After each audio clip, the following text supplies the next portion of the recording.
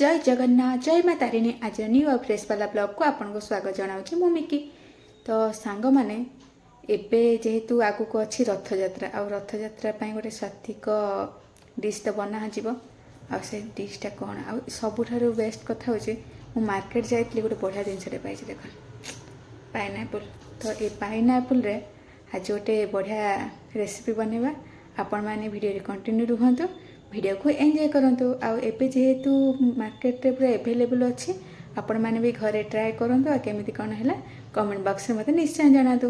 तो चलतु बनवा आरंभ करवा। आमर पाइनाएप्पल गोटे नुआ रेसिपी माने पाइनाएप्पल खट्टा। सपुरी खट्टा पे मुझे सपुरी को काटी देछि देखु एमती सरू सरू पीस करी काटिदेवे। आ ये रहा खजूर काजू किशमिश आईटा रहा चेरी। तो चलतु बनवा आमर आज रेसिपी सपुरी खट्टा। ये मु गोटे चामच कॉर्नफ्लोर रे अल्प पानी दे दीजिए यहाँ स्लरी बनई कॉर्नफ्लोर जोटा कि आम यूज करवा आमर सपुरी खट्टारे। आ यहीटा सपुरी खट्टा को थिक करेब आ टेस्टा भी बहुत बढ़िया रखिब। तो एमती स्लरी बनइबे बेसी देवेनि कॉर्नफ्लोर बेसी कॉर्नफ्लोर देले कौन हम ना खट्टाटा बहुत मोटा टेक्सचर रहिबो खाइबा को जमा भल लागोनी। तो देखो एमती वाटरी कंसिस्टेंसी रहिबो। एबे मु कड़े नहीं जाइए नॉनस्टिक कड़े एथरे देदेबा अल्प तेल फुटन मुझे दे दूसरी पान मुझे सुखला लंका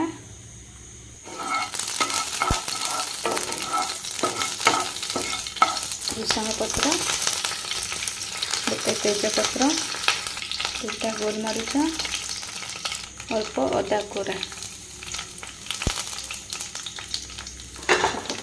फ्राए कर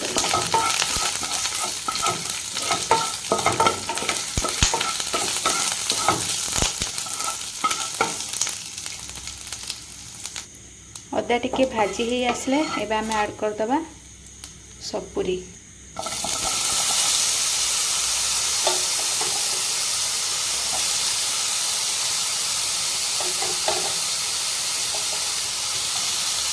ये आम देदबा स्वाद अनुसार लुण।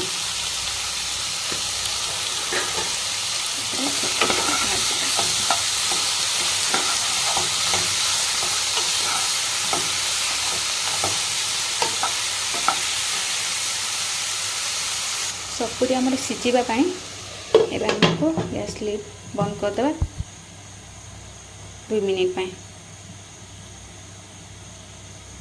2 मिनिट एवं हो गला आम देखा केमती कौन होमर सपुरी।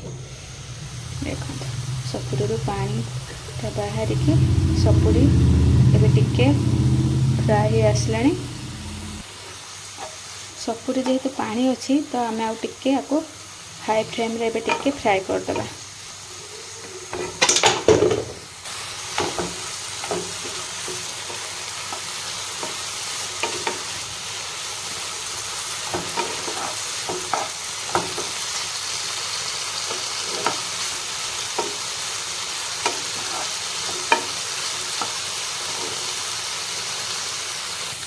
आम सबुरे ऐड करदे अल्प हलदी गुंड अल्प लंका गुंड रहा काश्मीर रेड पाउडर।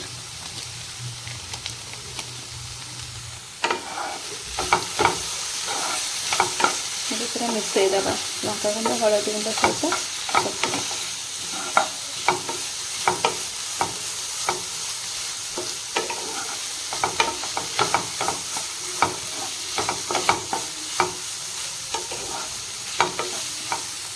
सपुरी आमर फ्राए हो गला। एबे आम ऐड करदे गुड़। जेहेतु मु लिक्विड गुड़ नौ तो पानी ऐड करनी आपण मैंने जदि सॉलिड वाला गुड़ नौथे ताहले टिके पानी ऐड करदे एमती मिक्स करेबे सपुरी सहित।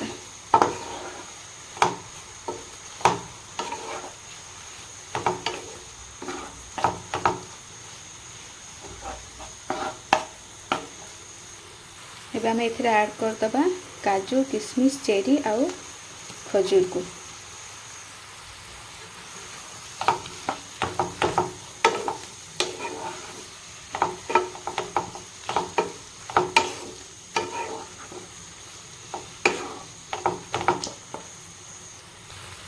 ये जेहेतु टे मत ग्रेवी टिके सेमी लिक्विड वाला दरकार तो मुझे ऐड कर दूसरी अल्प पानी। आपण मैंने जदि जूसी टाइप रो खट्टा खायापी चाहूँगी तो अल्प पानी देवे आपणकर चॉइस अनुसार। आई स्टेप रे पानी दे सारिकी टिके लीड को 5 मिनिट घोड़े रखीदे। ता द्वारा कौन हम जो आमर काजू किशमिश आ खजूर सब भलसे सीझीज। 5 मिनिट पर आम बाहर करवा आमर लीड को। देखो केते बढ़िया से सीझी जाइए सब खजूर काजू किशमिश सब।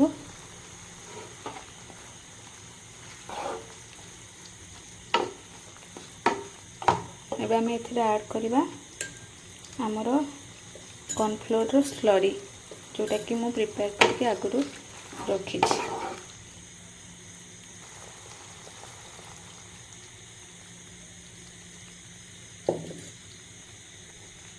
कॉर्नफ्लोर दे सारिकी सांगे सांग आपको मिक्स करिए नहेले कॉर्नफ्लोरटा बाइंड कर जीवो आमर जो खटार टेक्सचरटा जमा भल रही सब आड़ को बुलाईदेवे। देख बहुत जल्दी से बाइंड करदे जो आमको दरकार थिला जूसी टाइप रो खट्टा सेटा बहुत जल्दी रेडी हो। कॉर्नफ्लोर दे सारा पर टिके पानी दे देबे नहले हमर खट्टाटा बहुत थिक हो। आईटा आपण माने जदि ठंडा हैला पर एटा आउ टिके थिक हो तो आपण माने टिके लिक्विड थिबो आको गैस रो ओल्हेबे। आ पानी देकी टिके 1 मिनिट पाई फुटेबा द्वारा कौन हम ना जो कॉर्नफ्लोर रो कंचा अंश स्मेलटा आ टेस्ट भी जमा रहीबनी। तो आम ताको 1 ରୁ 2 मिनिट पर्यंत देखिपाथे। एबे हमर खट्टार टेक्सचर केते बढ़िया आसीगलानी।